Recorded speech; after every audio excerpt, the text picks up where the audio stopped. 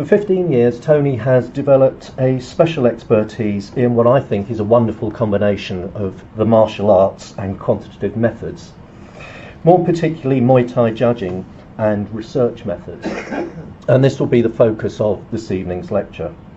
Today he has an international reputation in those fields, and as myself a humanities scholar, I am pleased to see that he will be discussing ambiguity, uncertainty and subjectivity in the normally thought to be objective world of quantitative research. So I give you Professor Tony Myers, Changing Minds and Embracing Uncertainty. Tony. Thank you very much, Peter. Yeah, and thanks all of you for turning up. There'll be one or two that are coming late, I guess, but thanks for that, particularly those who've travelled a fair way to get here. Yeah, so there's a number of people I guess like to thank, but everybody that I invited here would have contributed to this journey right from Cannock Tate's Technical College. Roger Cliffe-Thompson, who sort of enabled me to begin my academic career then, right through to friends who supported me in the sport. For those who like Professor Alan Nevill, who's here, and Yahya Nakeeb, who can't make it, was sunning himself in Portugal, in his second home in Portugal. To Paul Ryan, who supported me when he was head of subject, to start the journey of readership, etc. And everybody at Newman, all colleagues who've challenged him, and those in the sport who've sort of helped me in the research journey. So, yeah, Changing Minds and Embracing Uncertainty is the title of the lecture, and if this is working, it's not, I might just have to hit the keys. Going to start with a couple of definitions of terms, not least because they can be a bit controversial. So objective, when I mean objective, I don't mean sort of truth with a capital T or something that's completely value neutral. I just mean that it's a measurable by standards independent of the person, even though those standards themselves might be actually informed by cultural pressures. Generally, that's what I mean by objective. So I'm not trying to claim that it's a bit more than it might be, that it's absolute truth. Even then, we sometimes don't actually achieve that. And inductive, when I talk about inductive, because a lot of the quantitative research, even though the actual maths of it might be deductive, the way we make decisions about the populations of interest is inductive, and it's sort of uncertain in that regard. So want to look at the benefits, as Peter said, the benefits and challenges of quantitative methods. I do think quantitative methods is valuable. I do think, even though I'm sort of challenging some of the decisions here, I do think it's, in some cases, the best method of getting some things done, and in some areas the only way we've really got of doing things. And I think the pandemic and the things like the virus really sort of bring that home, that the fact that we've now got vaccines against it. Part of that obviously is done through quantitative methods and testing things and deciding whether people have got better or not, etc. But I'm criticising my own work really, so introducing both Muay Thai, but I think the bits I'm going to critique are the bits that I did, and so I'm looking at this research. I'm going to sort of, it's I guess one way where I'm using the things that we think are good in the West, so ways of knowing things, Western epistemologies, way that we know particular things, but actually trying to convince, the idea was to try and convince the West that actually the way things that are being done in the East was actually better. And the only way really I could think to do that was using the things that the West values. I think it would have, otherwise I don't think it would have convinced them with any other sort of arguments, to be honest. So this research program was successful. It changed the way that we judge the sport in the UK. That wasn't, I do want to say that's not just the research, in all honesty, and I think it's sort of important to recognise the fact that producing some papers definitely would not have connected with people in the sport at all. It was trying to inform people in the sport and particular key stakeholders. Darren, who's here, for example, was for me a bit special in the sense that he was already had a reputation in the sort of the old guard, the system that was there in the UK already. That wasn't this system I was trying to propose or we were trying to say. And and he not only was invested in that commercially, reputationally, but he was able to look at something different and then become extremely successful in the new version, being a successful coach and an official in the new version. And I think he was very key in changing people's minds, because particularly people I wouldn't have got access to, because who really trusted him and knew him.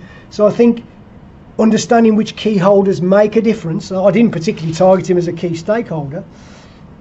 What I did do was just try and put this out, and he was somebody who connected with it.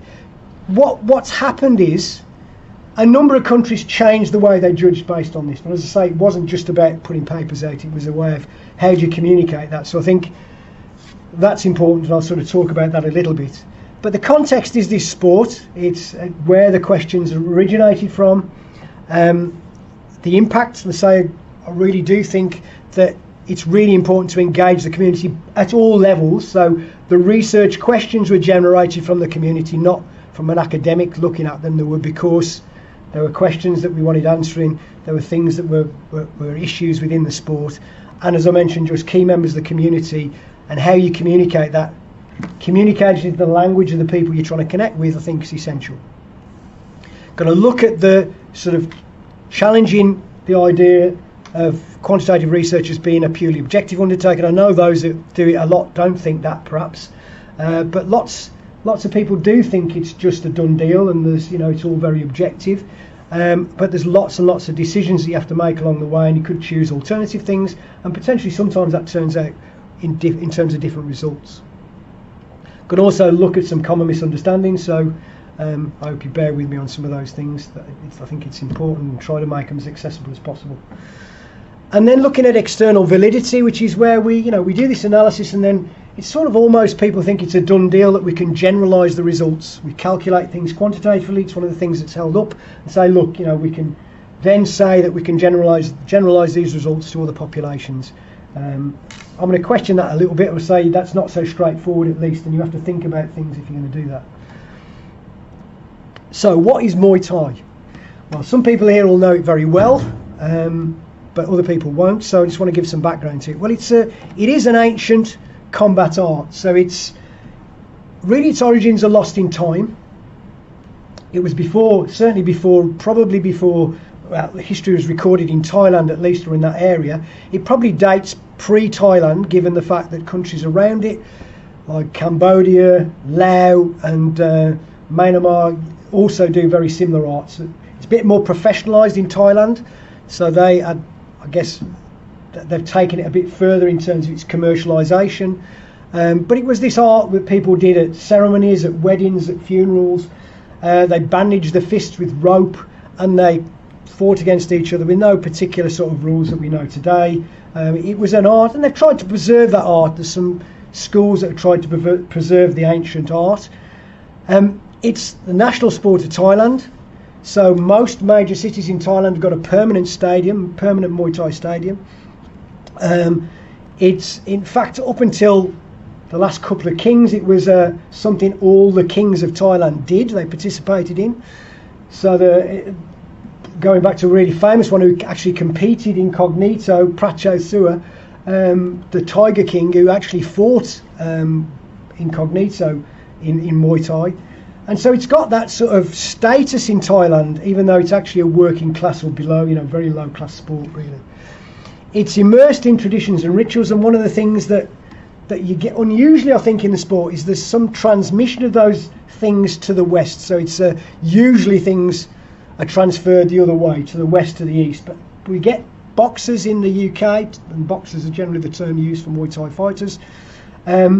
Like on that picture, wearing headbands, dancing for the teacher, dancing to respect the teacher, called Wai Crew. And so these are practices that you wouldn't normally find in sports, I guess generally. That, and also some of the attitudes are also transmitted from East to West, where we've got this unusual transmission, I think, that way. So people have even had sort of magic tattoos, where they've got Buddhist monks to, with a pole to tattoo magic symbols on the backs. It's a brutal sport in many respects, in the fact that people kick, punch, knee and elbow each other. But it's also compassionate, particularly in Thailand. So in Thailand, Unusually, what you've got is this.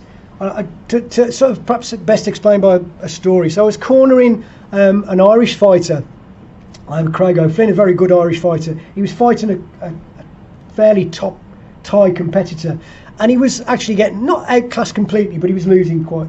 But I noticed, and he noticed that the fighter was dropping his hand, he was kicking. So I said to Craig, let the left hook go as he steps in and kicks, left the left hook. He connected first with the shot. But then the Thai was a bit cute. The second time he moved back, and Craig tore his shoulder muscle, so he couldn't hold his arm up. So I said, Craig, we're done, we're going to have to pull you out. He says, no, I need to carry on. So, okay, we'll see, but I'll pull you if it gets bad. The Thai fighter, his opponent, recognised the fact that he got a damaged shoulder, and even though he carried on beating him, technically, he didn't capitalise on that injury, because it's not good form to capitalise on somebody who's much weaker than you. And I think maybe that hasn't completely transferred to the West, but there's still the respecting of opponents and not bad talking that you get in other combat sports. So I think that's one of the things that has sort of come from the East that's a bit different than, say, boxing or MMA, which might be comparable combat sports in the West. So I think there is this compassion and as well the challenge of this. I think the rags to riches dream that you get with a lot of lower class sports where there's a chance to make money and fame is still there in Thailand. So in the provinces, children compete and attempt to get rich and to make the name, potentially the only way they can do that, or the way they feel they can do that. It's an international combat sport from the 70s in the UK. It's been a combat sport, it's a professional combat sport across many countries now, with some very big some big shows, some fairly big purses, and particularly when it's now used also in MMA, sometimes £1 million and above, six figures and above purses for fighters. And very recently it's got full Olympic status. So the amateur sport now is an Olympic sport, and whilst it won't be in the next Olympics, it's very likely to be in the one after, or at least soon after that. So its reputation internationally in terms of sporting is increased, I think, over time. I remember in the 90s going to try and persuade the Sports Council with a group of people that Muay Thai should be recognised as a sport. We had no luck whatsoever. So the sport's come a long way since that time. I want to mention somebody who's not on my academic journey, but who actually has been to Newman. He's no longer here now. He's my Muay Thai teacher, nicknamed Pimu, Chokchai Chanakrutsawan, who, as I say, came out, was to be honest, the reason that I'd managed to coach a number of world champions, that I've managed to referee around the world and judge and train people to do that. He was instrumental in that, taking me in the early 90s. When over there, the sort of black and white pictures, me, probably doesn't look much like me there, but the paler person there was me alongside other people training at the gym, which was Pinsin Chai Gym. And over the years, up until about 6 years ago when he died, he'd come to the UK and I'd go to Thailand, and in fact, probably one of the few academics in the UK can say they've had Muay Thai champions sleeping under the desk in their office and sleeping in lectures. So I might have had some students, but never before a Muay Thai champion or legendary coaches. So what's Muay Thai look like? Well, this is a montage of things going. There's no sound, so I'll talk a little bit to sort of explain some of the things. So this is footage from the 1960s. Looks a bit different, a bit sort of rawer than it is now, and the rules are a little bit different. They look a bit more like a street fight, I guess. Then a bit more polished now. This is Pimmy, the coach I mentioned, teaching in a big seminar in Italy. He went around the world teaching, and this is the gym we're currently at. So this is some of the people training in the sport. This is again an older gym, and one of the guys who coached, and these other lads are some of the fighters and female fighters that have trained. So some of those people are actually here, and some can't make it.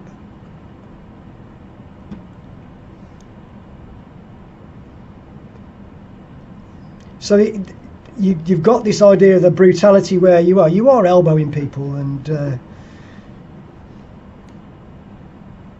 training people to do that, which I guess is maybe not everybody sees the value of it, but I think people do grow. I've seen people grow in the sport in confidence and grow in other areas, and often then they're actually very nice people. Oops.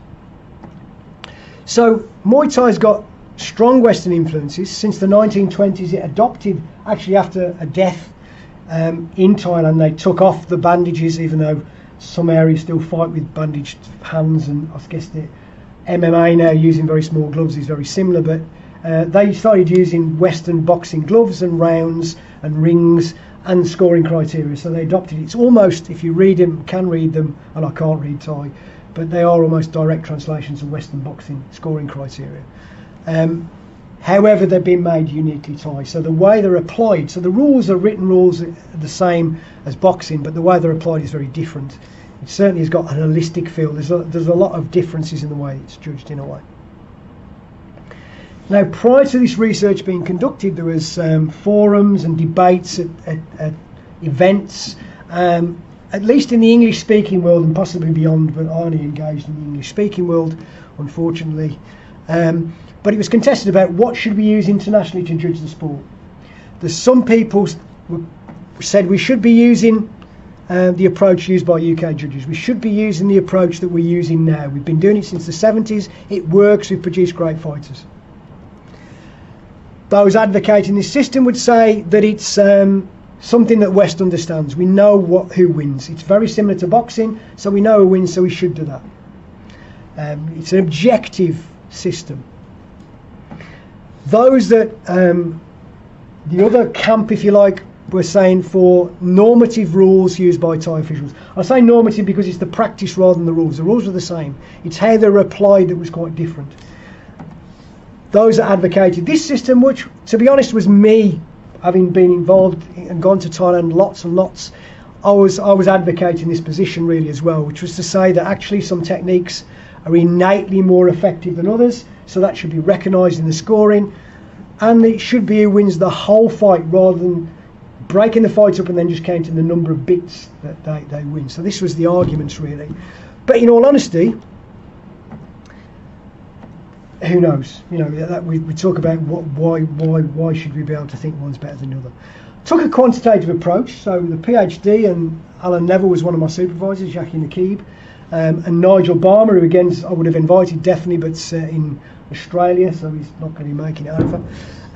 He'd have a bit even further to travel than those who are travelling from Bristol and elsewhere. I decided to take a quantitative approach, and so I want to just mention a bit about how we might quantify things and what that actually quantification's different for different things, and we shouldn't imagine it's all the same. I don't think you probably do consciously. One quote I do like was from Albert Einstein, who said, as far as laws and mathematics refer to reality, they're not certain, and as far as they're certain, they do not refer to reality. And I think this is really the case in lots of decisions we make in quantitative methods where we use inductive reasoning and try and make the best of things.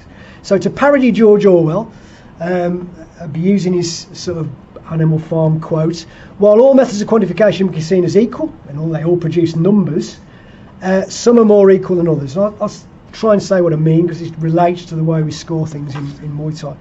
Now, this is not a term you'll find in the dictionary, but what I'd call epistemic strength, in the sense that how reflective these measures are of the actual quality is different.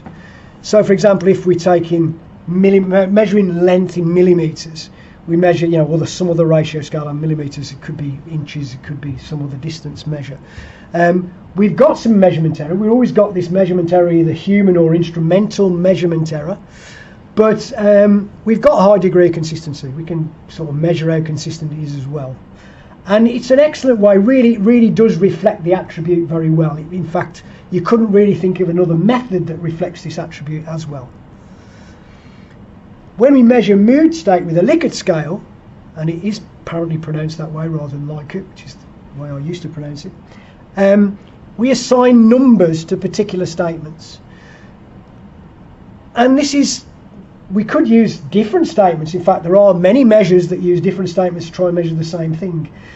Now, whilst we do get some consistency, and they can be very useful to use, they're not the same in terms of representing that attribute. They don't capture that attribute the same, and we potentially could capture the attribute in a better way, particularly for an individual, by in-depth questioning, for example, getting to reflect on things. So they're different. Even though they both get numbers and they're both credible measurements, they're actually quite different. And this relates to what measurement do we use in Muay Thai? What is all this? We're using measurement.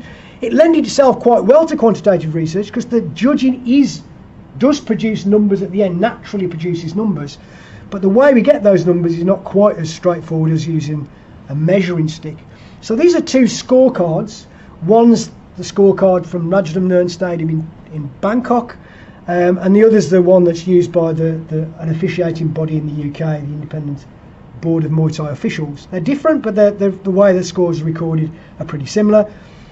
And they're relative, so we assign a bout. So a judge sits there, watches a fight, and assigns a score. And it's a relative score, so we can't say, look at scorecards and say, oh, these must have been much better. It's just related to those two people. We give one a score in each round of 10, and the other one, generally a score of 9, but it could be a little bit different. It could be a bit lower than that, depending on what's happened. But essentially, this is a retrospective look. It's a binary decision, so it's did they win the round and get this higher point or not? It's not really any sort of metric like that measurement scale. It's a bit different. It's just they get points, and it looks like when we got the points, if you didn't know the way the actual scores were assigned, that these are the same as any other measurement, but they're actually quite not really. So this is sort of what the judge looks for, and might sit there watching a fight, and they're looking at ringside and they're looking at what shots land, and they have to make a decision. So they might say, oh good, right, okay, the kick landed. Is that good? Does that mean that fighter's ahead now? They did another kick, landed on the arms, maybe it's not so good. But it really does depend on what you think is good, what you think's good Muay Thai. And because Muay Thai, like any other sport, is a social construction, we invent these things. They're not outside of human invention, they're invention. And if you've got to, so they are actually in a particular cultural context, the same sport might be viewed completely differently, in fact, almost guaranteed to be viewed completely differently in a different cultural context. And that presents a challenge. So what should we do in international, when we judge international competition? Should we just say, well, it's the West's best, let's just get rid of all the rest of the stuff from the East, we're not interested, the West knows what it's doing, we've got more money, we've got more influence. It's actually still a problem, because when it is deciding who wins, what should we do? How do we decide what method to use? In this particular case, we could have said, well, actually it's Muay Thai, the Thai is in the name, perhaps we should use what the Thais use. But of course people weren't happy with that. There's already a culture of using this sport in the West, and it's built up in America, Holland, a big tradition of the sport, who did it very, very differently. The UK, very, very differently. So we had to really think of something else. And one of the things we did was look at consistency. So we might not be able to say, well, this is the right way of doing it because it's Thailand, but we could say there's some sort of idea that Thai judging might be a little bit more consistent than the West, just anecdotal. Wanted to test whether that actually was the case or not. And so we did a group of studies really to test that. I'm going to talk about one, but the idea is really, if the system's more consistent, it means that actually coaches know what to do. Coaches and athletes know where to put their efforts, because they know exactly how they're judged. Like if you're doing a sprint, you know exactly you've got to get to the end of the race quickly. If it's in something that's subjectively judged like Muay Thai, it really does depend on the judgment of those sitting around the ring. And it could be quite different than what you think it is. So if it's inconsistent, what you tend to get is coaches having to edge the bets, having to do more things and not focus on particular things that might be useful. And that was one of the arguments we made in a later study that suggested that actually judging was linked to performance. The Thais were much better, and potentially one of the reasons, not the only reason, was because of the consistency in judging. So, 2 studies. I'm going to critique. We did 2 studies and 2 methods. Alan, who's sitting here, he did the one method, and I did another. Both novel methods of trying to assess consistency. I'm going to criticise my method rather than Alan's. So we've got these judges' scores we collected. We collected 45 from bouts judged in the UK and 45 bouts judged in Thailand by Thai officials. Now, of course, we then have to make sense of what we mean by consistency in this regard, And the way that I did it was to calculate the lowest versus the highest point. So what was the point difference between, if judges could go one way or they could go the other, and it might be that there's a different direction. Somebody it might be they all agree, a unanimous decision, but it could well be one goes one way, one goes the other. So it was to really look at, in this case, so in this fight, it would be the first judge scores it 49-48 in favour of the blue corner. The next judge gives it a draw, and the third judge is 49-47 in favour of the red corner. The corners are always coloured, so, red and blue, and that's how they're assigned. And so that would be an absolute difference of 3. And if it was if there's a bigger swing one way or the other, it'd be a greater number. And then what we did was agreed to do this was a standard test. So those who've done any quantitative research will have come across a t-test. Gossett, Guinness Brewery, set this test up many years ago, and it's an excellent test, and he was an excellent statistician. We used an alpha level, which was very common, is very commonly used. An alpha level, that means setting the sort of criteria for judging whether this is significant or not. We did that, which is very normal. So we took on normal practice without really, well, certainly without me thinking about it. Others might have thought about it, but I didn't particularly. So what results did we get? Well, we got differences in consistency between the Thais and the UK judges was statistically significant. And it was significant to it. That's a very, very small p-value there. That p-value is the probability. We'll talk about what that might be in a minute. But it's really good. If quantitative researchers want to get those really small p-values, because that's really good in research. And there was a huge effect, or it could be a large effect, because there's fairly arbitrary categories of Cohen's D.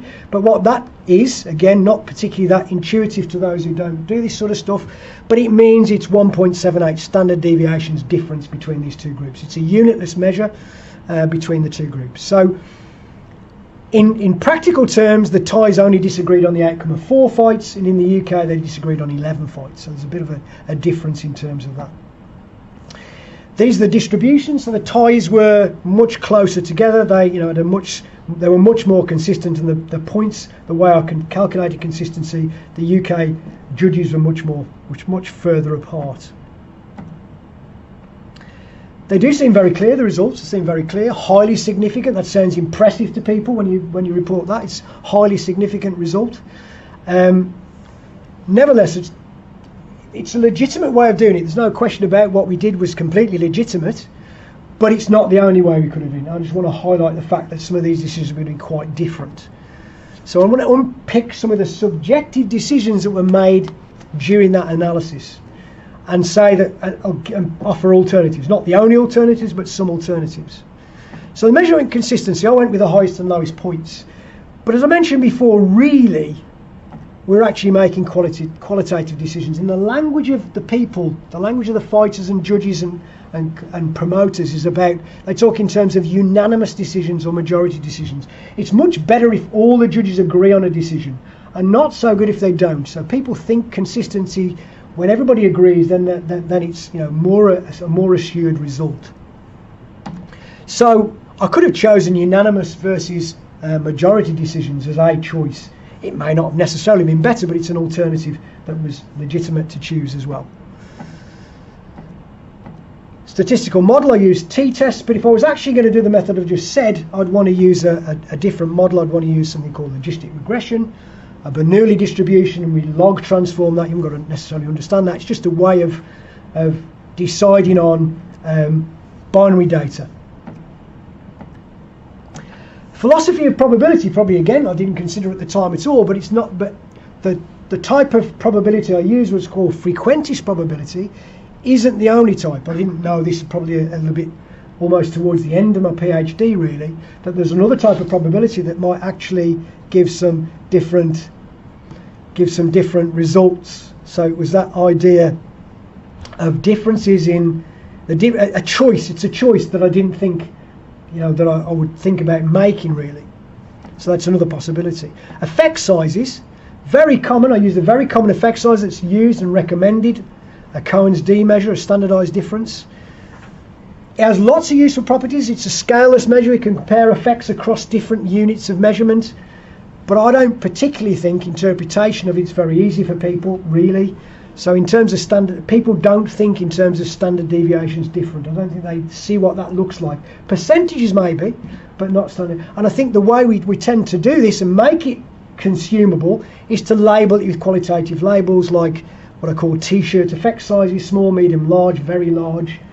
But really these have no connection, because really an effect has to be looked at in the context in which it's done. And so these are potentially, they're both arbitrary categories but also potentially meaningless, and they mislead. I'm almost, if you say you've had a large effect, you think that's important, but it doesn't necessarily mean that at all. So there's other ways of doing it, and there's a range of ways. So for example, I could have used Cohen's U3. So Cohen invented Cohen's D, but he also invented something called Cohen's U3. So I could have said, 96% of the UK judges had a higher mean difference. That means they're less consistent than the ties. Or what's called a common language effect, or probability of superiority. I said almost 90% of the UK judges selected at random from that group would have been higher than those that were in the UK judges were again less consistent. P-value is the traditional frequentist method, and I'm not deriding the p-value at all. There's been calls for its ban, and I don't think it should be banned. But you'd have to know what it means. It's very widely misinterpreted. To know what it means a little bit, I'm just sort of deviate quite a bit. So you need to know what the null hypothesis is. So what we use in frequentist methods is to say we use the null hypothesis as a basis for our decision. The null hypothesis means no effect. It's a bit like, so we start off saying if we think there's no effect, and see whether the data persuade us more differently, so we can change that effect. It's a bit like a court case, so we can use a court case analogy. We think of people as innocent until the evidence shows that they might be guilty. And if there's insufficient evidence, we have to say we never claim they're innocent, because we don't know that. We assume they're innocent to start with. We just say they're not guilty. And that's a bit like when we're rejecting the null. We can reject the null and say it seems to be unreasonable. But we can't really accept it because it's part of what we assume when we calculate the probabilities.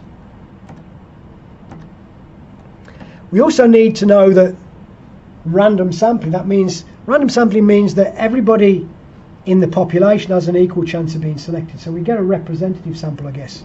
In a particular mathematical way, we can do quite a lot with that. We make an inductive inference. If we collect a sample, that what we say in the sample, we can sort of calculate how that's likely to reflect in the population we took them from.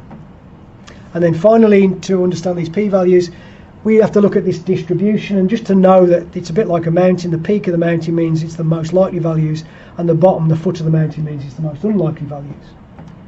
So let's have a look at this particular, well, to say first, we've got lots of misinterpretations. These are just some. I won't go into the detail of them, but suggesting that the test hypothesis is true or should be accepted, that the observed result occurred by chance, odds against the chance fantasy, that it's replication, that these low p-values will mean that we can replicate. They don't. Evidence in favour of a specific alternative. They suggest evidence against the null quite well, but what alternative is not quite as clear. And even the probability of making a type 1 error, which is a false positive, is problematic in terms of the percentage it gives. So a few things. So there's been a bit of a backlash, but we'll look at that in a minute. So what does a p-value tell you? I'm not going to bore you too much with this, but it's the probability of the test statistic we calculated at least as large as that that we observed if the null was true. So it's important to note that the judgment we make on this, we assume it's a random sample, and we assume that then is part of a number of random samples that actually we make up. So we make up a distribution, then compare that p-value with a made-up series of values, which are credible but made up by simulators. I don't mean completely made up. It's credible. Let's just have a look at what it looks like. So this is, in our data, this is a distribution, the null distribution based on what we call the degrees of freedom, etc., of this particular results. And so this in the middle says, the zero, the null, that's zero effect is the most likely value.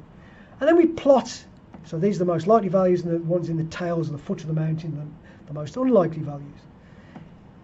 That's the t statistic we got. So when we plot that, we see it's in the tails, so that means it's quite surprising. It's not really in the middle, means we're not surprised. In the tails, it's very surprising. We get that statistic if there really was no difference between these two judging methods. And we calculate a p-value on that and more extreme values.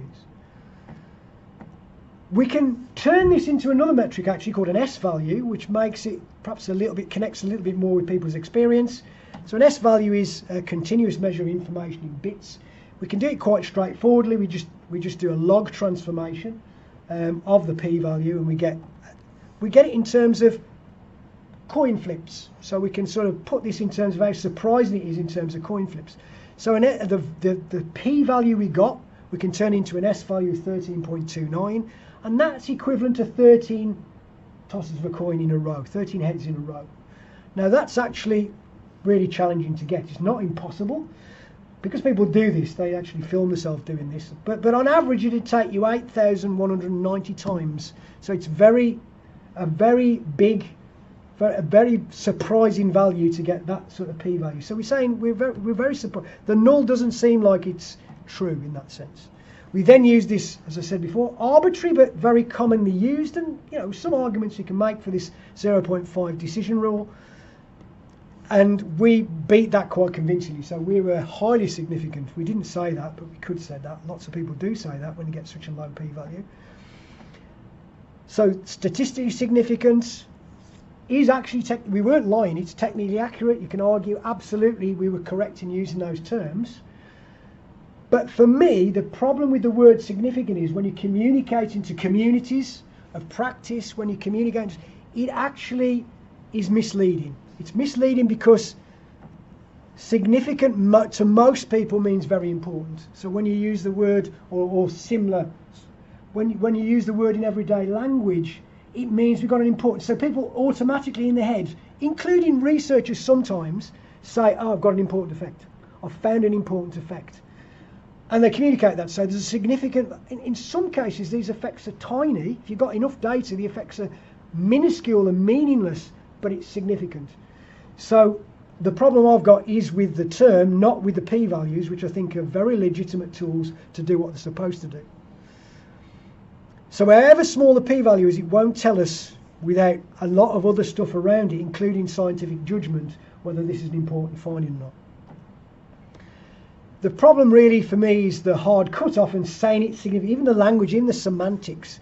Just to illustrate that with that sort of the idea of connecting with values.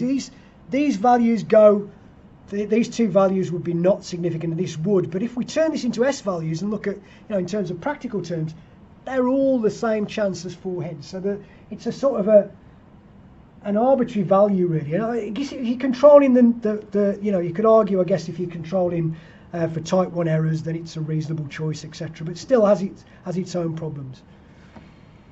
So there's been a bit of a rise up, from a long time ago, but more generated some more sort of momentum recently. Article in Nature saying, ban statistical significance. The biggest statistical association in the world, the American Statistical Association, saying ban it, it's bad. Particularly, I guess, the bottom line where they're saying, look, don't conclude anything about scientific or practical importance based on statistical significance. And I think that's important to say, on statistical significance alone, for me, can certainly be part of a legitimate, and use it now, and constantly are using it as part of a legitimate decision tool, along with other methods. But on its own, you've got to use scientific judgment and other things to decide whether something's important or not. Then there's what does the type of probability. So even this probability can be backwards. So you've got by that. I'll show you what I mean really. So what we get when we do it's a p-value is the probability of the data given the hypothesis. Now that might not seem very intuitive. It might seem unproblematic if you quickly glance at that. But let's give an example of what that means. So say one day you wake up with spots all over your face, and you phone the doctor up and the doctor says, well, 90% of people who have smallpox have spots. In other words, the probability of having these symptoms given you have smallpox is 90%, 0.9. Very high probability. Smallpox is lethal. Should you be scared? Is this really problematic? Well, thankfully not, because it's not really the probability we're interested in. And sometimes it's not the probability we're interested in some of the quantitative research questions either. Because what we really want to know is what's the probability we have smallpox given we have spots. That's what we really want to know. And often some of the research questions, that's also what we want to know. Bayesian modelling, which I'm a fan of, is one of the ways in which we can get around this. It has the benefit of we don't need a random sample. And in lots of contexts in sports and other things, we can't get random samples, in all honesty. And so we can often suggest it's reasonable, and p-values are reasonable from it. But the Bayesian method doesn't require a random sample. It is conditioned on the data, so it still requires decent data, otherwise it's still nonsense. It produces really useful, coherent analysis of nonsense, and that obviously comes out as nonsense. It does provide direct probabilities rather than a probability assuming the null's true. It provides direct probabilities. It can even indicate, which you can't with a traditional analysis, you can say how likely is the null. In some cases you want to know how likely is the no difference. It's very flexible. We can model any parameter we want to, which can sometimes be challenging with frequentist methods. And it gives us the probability we wanted just, the probability that we got smallpox if we got spots. Challenges, there are challenges. It's still not straightforward, still uncertainties. Determining a credible prior, so I'll show you in a minute, we have to start off with some knowledge first. And that's the debating point. What knowledge do we start with? We can credibly update that knowledge mathematically coherently, but the starting off, well, we have to get other people to agree and we have to justify that. Lots of people don't have the training. Very, very few courses have training in Bayesian at undergraduate level and even postgraduate level have any training in Bayesian analysis. Newman's not one of them. They all do it, whether they like it or not. They all get it. PhD students, they all get it, whether they like it or not. Even some who've come, like Reese from Leeds Beckett, had to be put through this. Lack of really accessible software that makes it easy to do. That's changing, but it always was an issue. It is changing. There is certainly more user-friendly software without doing lots of learning. What does it involve? Well, it starts with some knowledge, prior knowledge. We have to have that. We have to put it in a probability distribution. We then collect the data, we update that knowledge, and we end up with a better idea of what we've found out afterwards. But it all does rely on prior probability, and we have to, think about that. So it looks a bit like this. We've got a prior, for those that know a bit about that. We combine that with the likelihood, so the data, and we come up with a posterior distribution. Most of these things we do with real sort of data are actually intractable. We can't really calculate it directly in a closed form, so you have to simulate it. So we do this either using something called Markov chain Monte Carlo methods, or we estimate it. So we sometimes get slightly different results when we run the same analysis twice if we're using MCMC. Let's have a look that might connect with people on what this happens. So if we look at a football match, probability of success, we start off having no idea how good this team is.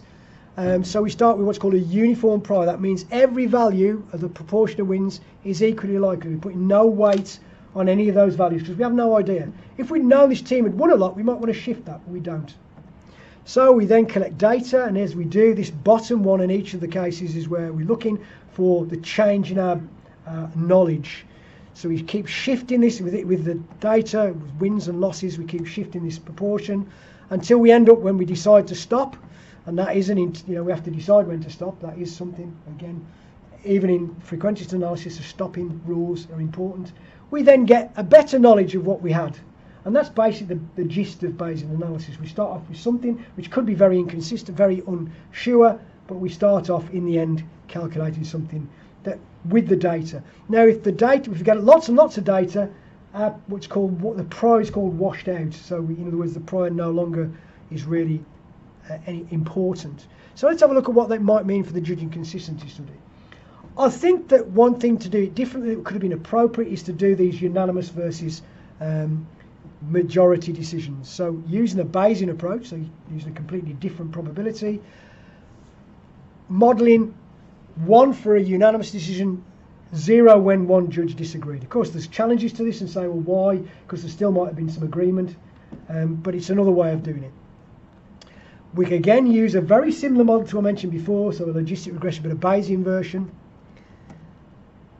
And so it's about really the thing that I communicated to the people I wanted to know, what percentage did people get consistency on. So I can model that as again with the Bayesian, because I wasn't sure, I wasn't, really, I'm sort of might have more of an idea now given these results, but really prior to doing this study I would have still not known. So I could have used a uniform prior, which puts a bit like the one in the football example, which is every value is possible. An informative prior, which says actually I'm going to narrow down the possibilities, putting weight on slightly different probabilities in the likelihood, or weakly informative prior, and then test these models. So I can do a number of checks. Prior predictive checks are just a way of saying the only thing we know for sure is the data. So our models, we can just check whether they reflect the data well or not. Do model some comparisons and say, using a method called cross-validation, leave one out cross-validation, and see which of those three models I've produced is the best. Mathematically, we also need to make scientific judgment, because if the mathematical stuff comes out as being nonsense, we still want to use scientific judgment to top it. Then we do posterior predictive checks to check how well these models come out. And then we do calculate that probability that we wanted, which is the sort of probability of, in the smallpox example, what's the probability of having smallpox when you've got spots. Code, why has it been a steep learning curve? That is some of the code, that's stand code for this particular model. And it's a bit to learn, so it's good that there's software coming out that makes it easier. We check for model convergence. So I said these are thousands and thousands of simulations, and we check whether they've converged on something that's reasonable. Then we do these posterior predictive checks. The light blue is the sample, with the simulation we've done, and the dark blue is the actual data. So is it reflecting the data? Well, it is in this case, seems to be. The model that best reflected it actually was the informative prior, not the uniform prior, so it's one model. And this is a bit like this diagnostic check here, is a bit like people, again, who've done quantitative analysis and might look for outliers. This sort of checks for values that might pull our results in one way unreasonably. Then we're able to plot, this is a plot of the results. And what this means is, actually slightly lower than the descriptive data, so slightly less than 91% we get from the descriptive data when we model it. We suggested at a population level, as this analysis does, there was an 88.7% agreement, so I'm 89% agreement, and a 78.2% agreement in the UK juries. So the results come out with the same conclusion. So the three ways we did it. So Alan did it a way that was different again, using residuals and ANOVAs. The way I did it originally and this way all suggest that the ties were more consistent. Probability, a direct probability, there's a 97.75% chance or a 98% chance that the ties were more consistent or will be more consistent. Potentially in the future, depending on how you phrase this and what else you look at. We could even, with the Bayesian stuff, say, okay, so if we know that 5% difference is important, I'm not saying it is actually in this case, what's the probability of getting more than that value, which is more challenging, possible with something called equivalence testing and superiority testing, but difficult in a traditional framework, or the probability of any value we choose really that might be more important. What else might have been done? Well, we could have used causal modelling. Causal modelling is something that's not really taken hold at the moment in sports science, but certainly is done in a number of areas.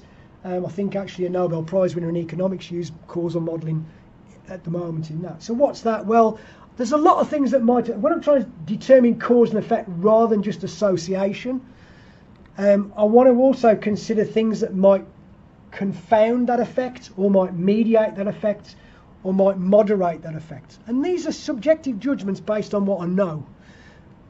So somebody else could have come up with a different model, but I can, once I've decided on what these influences are, I can then test these mathematically to say, if these are the case, this is what we get. So, for example, in the case, I might have had an unmeasured gambling influence. Gambling's big in Thailand. It's possibly one of the reasons they are very consistent, because people want to know who's winning at any moment in the fight, so they can change, money can change hands in Thailand. Less of a there is gambling happens in the UK, but doesn't affect judges. Judges don't know what the gambling is. They do in Thailand. They know at ringside. You can only gamble at ringside in Thailand. It's illegal otherwise. So they know who's ahead and what the odds are before the fight starts. And that certainly could influence their decision. So we build that into a model. We'd want to build a location, because they're all permanent stadiums in Thailand. They're not here. They, can be a town hall. It can be, the recreation centre. It could be anywhere, and that's different potentially in terms of crowd and all sorts of other things. The status assigned to it as well. Oops, didn't mean to click that. We could have things like fight equality. The fight equality in Thailand is potentially different on average, at least. There's some very good boxers in the UK that compete well against Thais, but on average, and that makes a difference. It's different judging people who are very closely, evenly matched, and they do that in Thailand because they bet on it. So they want to, a bit like in horse racing here, they'll weight the horse to make the betting more even, to make the outcome a bit more uncertain. They do that in Thailand. They do very equal weighting, and where it's a difference, they even just make them cut weight or put handicap them in some way. So that's different. That doesn't happen in the UK. So fight equality, judging quality, all these are built into a model, and these sort of, again, I'm not going to go into this in any detail, but we do things like do calculus. So these are new terms. If you've not done any causal modelling, but you've done some sort of quant methods, we've got backdoor passes and we've got collider biases that we want to control for. So basically it gives us an idea of what we need to condition on, what we need to use as a covariate in some of these models. There's lots of subjective change, and I could have done different things. So overall, even though I've suggested these are other things, it still again could have done other things, but it's just important to know that a lot of these were subjective decisions, and even though the results were different, the conclusions were the same. That's not always going to be the case. So you might not always achieve the same thing. And what I'm saying is, when we've got so many subjective decisions, you can't possibly have an overall objective outcome. It's impossible. What we can do, though, is be transparent. So we can say, like that causal model there, and say, if we include these elements in our model, mathematically, with the data, mathematically, we will always get this output. But we can challenge that model, and we can challenge the way we might analyse it. But actually, completely objectivity we can't do, even in the loosest sense that I mentioned to start with. Now, the other thing is, when we do quantitative research, we often think we've got the luxury of generalising findings. One of the things we cite about quantitative research being important, where we can generalise the findings. We can, to an extent, in terms of probability, but we really have to say what most studies you'll see published don't even say who they're trying to generalise to. They might occasionally talk about a population, but they don't specifically say who they're generalising to. So really, who are we generalising? We're taking a sample, but who are we trying to say this is going to be meaningful for that group? There are a number of things to, what's the population we're generalising to? Is it a subgroup? Is it a geographical region? We could be just an individual. Depends on what we do. Could be a representative group. And how representative this sample are, even if we're using the Bayesian method I just mentioned, it comes up with nonsense answers if the data is very skewed. We have to limit the sample at least. We have to limit our claims at least. So I'll have a look at another study I did with Nigel Balmer, who's the size in Australia, who's now a professor at UCL and a professor in law, in fact, in Victoria. We did this study, followed on from a study really that Alan, myself and Yahya Nakeeb did on the influence of crowd noise. Alan had done lots of studies that were very influential in terms of football refereeing, and wanted to see whether the same thing happened in Muay Thai. And so we did the same, we'd used the same procedure previously using recorded crowd noise. So we'd found it, used recorded crowd noise, it was an experimental design. I had some issues, and I had to persuade people it was a good idea to conduct this, and part of the reason it took a long time to do it, I said I need another year really, because I'm not convinced that it's really, we can make claims on recorded crowd noise. I don't think it's the same as real crowds. Having been a judge and knowing the stick people get on the internet after they've made a decision one way, I don't think it's the same. Recorded crowd noise is too different. Yes, there could be distraction, could be a number of things, but it might not be the actual things. So I was trying to generalise to judges operating in the UK. So we tried to take a number of things. So with real crowd noise, can I generalise to a population in the UK, these judges? So we thought, given the previous data, that judging would affect, noise would affect the decision and would influence home crowd advantage. So the home boxer, whether that was a UK fighter in an international competition or somebody local to that area who got a bigger crowd support, might swing the judges. Again, this came from arguments at the time over a particular fight.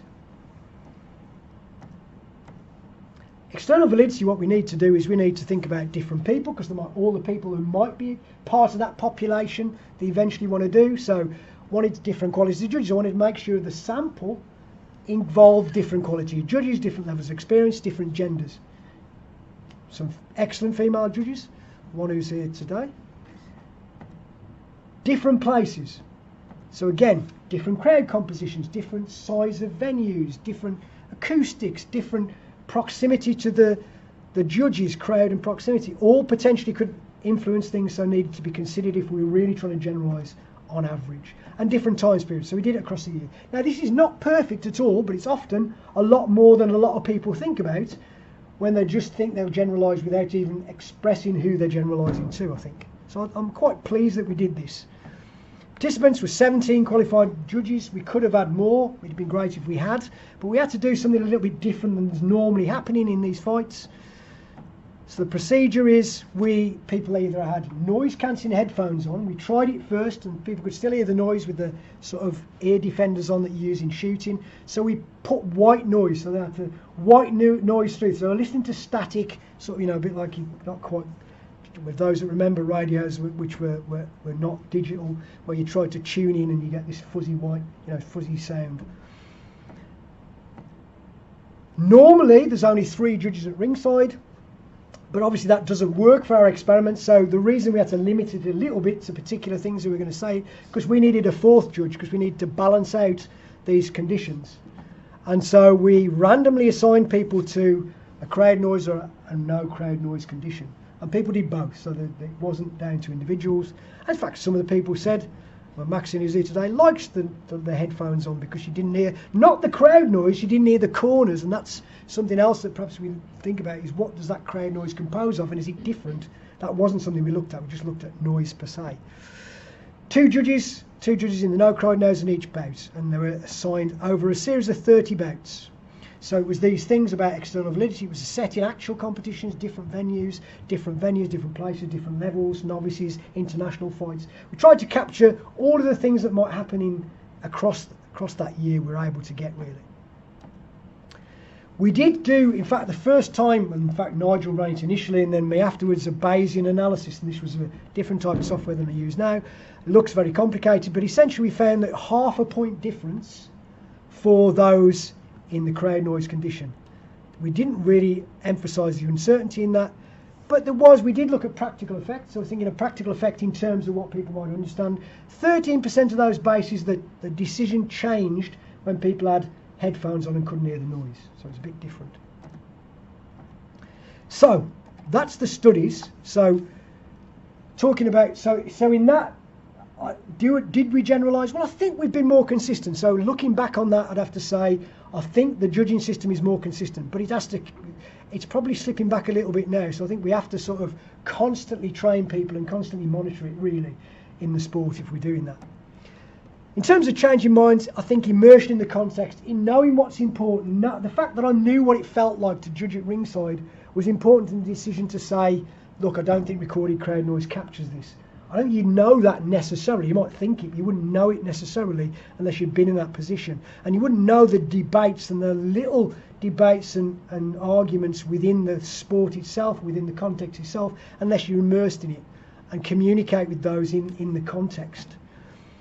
It's a team effort. I did mention people, but it's more than the individuals. Those people who went round judging, Dean who's here, Liam who's no longer with us, several people, Wayne, they went round the country from Scotland down to Plymouth to London to everywhere, week in, week out, every weekend judging and using these systems and attempting to see how successful it was. They're all important in that. Convincing people, I've mentioned Darren, but others as well who have managed to buy into it and convince people and change the minds of people who've been well established and had commercial interests and reputational interests in the sport as it was, not in the way we're suggesting.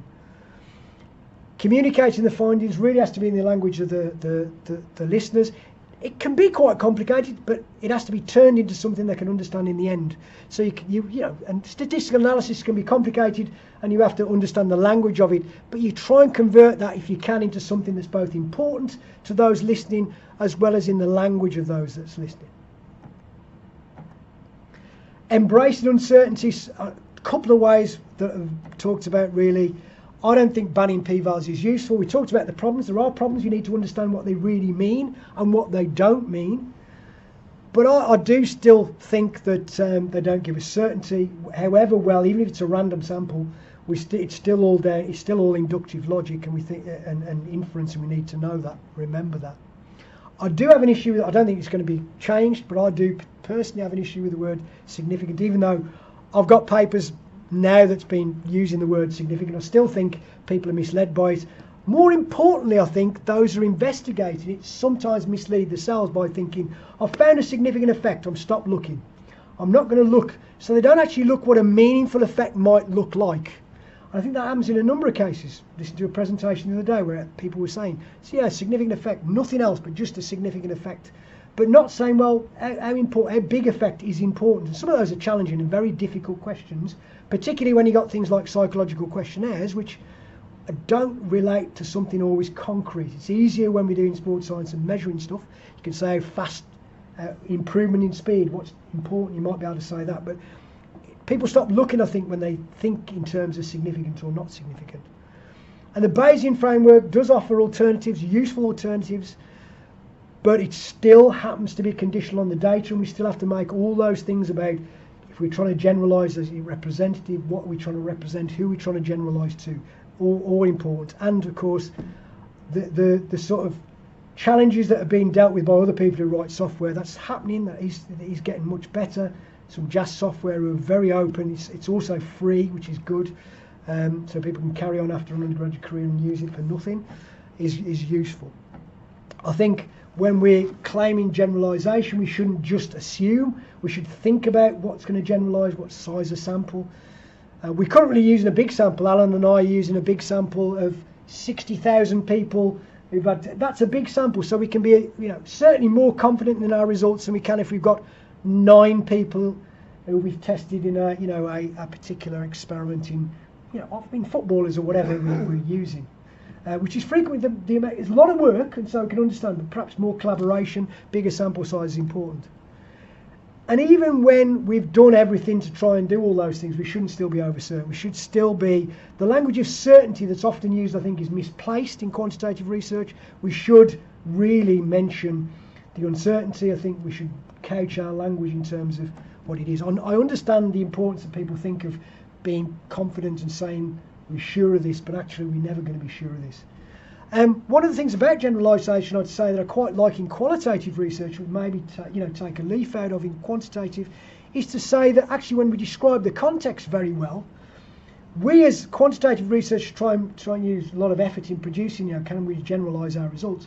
But we possibly could also use something like where people could read the paper and go, if it's described well enough, in a way that's accessible and interesting enough to keep reading, that we might say, actually, that applies to me. So some of the ideas within qualitative research where it's the person reading it says, that connects with me, I think that that might well make a difference to me, is something we might even consider, to be honest. So learning from qualitative researchers, which some people in quantitative research might frown on, but I don't particularly. So finally, an additional note of support in open science. I did mention I don't think objectivity in all of these things is possible. Even in a loose sense, I think we can be transparent, and I think there's issues in terms of the way people do things. The fact that we spend time making, our methods have to be reproducible. That's one of the things we have to do as quantitative researchers. It's ingrained in the method. However, very often, in most stuff in sports science, there's no replication at all, because journals value novelty. They want a new story. And then it's considered done and dusted, and it really isn't. It's never done and dusted, even with a couple of replications. So replicating things probably need to be valued a bit more really. So it's the system that's at fault, not people who are trying to forge academic careers, who are going to go with, if you're trying to forge an academic career and you get a low p-value, you're going to go with it, because journal editors and reviewers will, particularly if it's something new, they'll really, a bit novel, let's have a new angle on this, forget about confirming what we think we know. And this might seem a bit, it's a bit technical.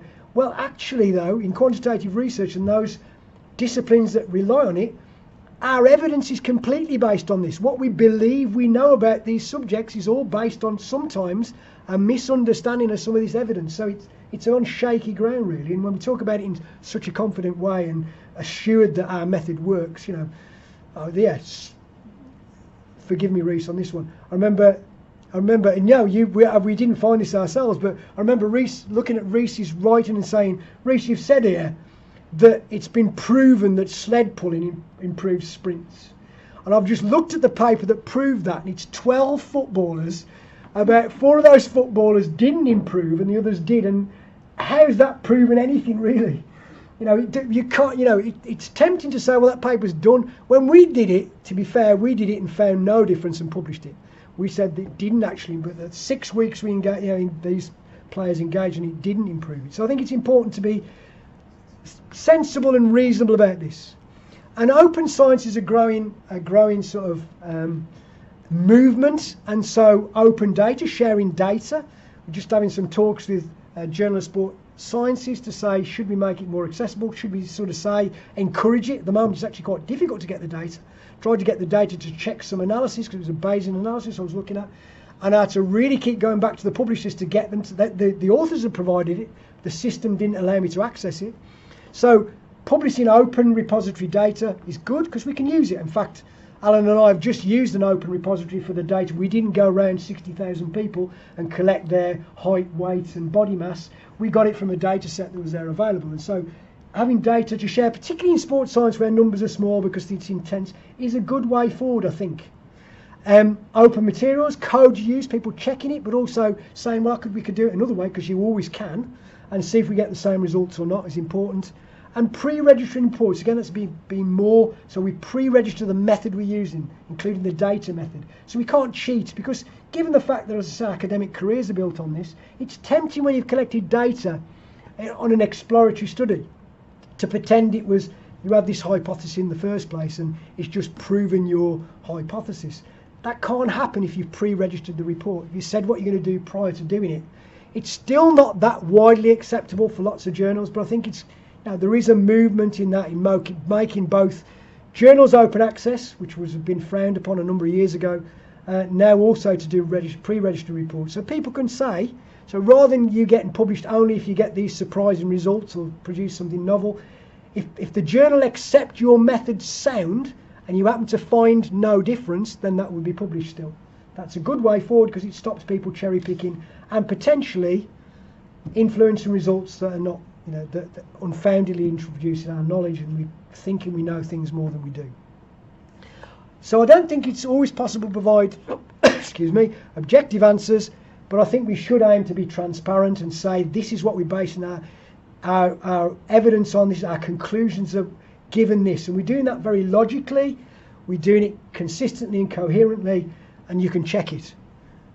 But you could have some different ideas, and we might in the debate over time change those ideas. That's science. We challenge ideas and change, so we don't, no longer is Newtonian mechanics, even though it's still useful, is the dominant paradigm of the way we understand physics. Thanks for listening. I'm very happy to take questions if you're not already. Oh, actually nobody's asleep, which is good. So you've already beaten Pimu and Thailand Pinsinchai, who were actually not in this room but very close, who were snoring at the front of the lecture. Any questions I'm happy to take. If you want the references, I didn't use many, but they're there, and I'm very happy to share references of anything. But thanks for listening. I really appreciate you coming. I appreciate that some of this won't have been interesting to all of you. Some elements may be mildly interesting to some, other elements to others. But I appreciate you've come here to support me, and I thank you for that. Thank you very much.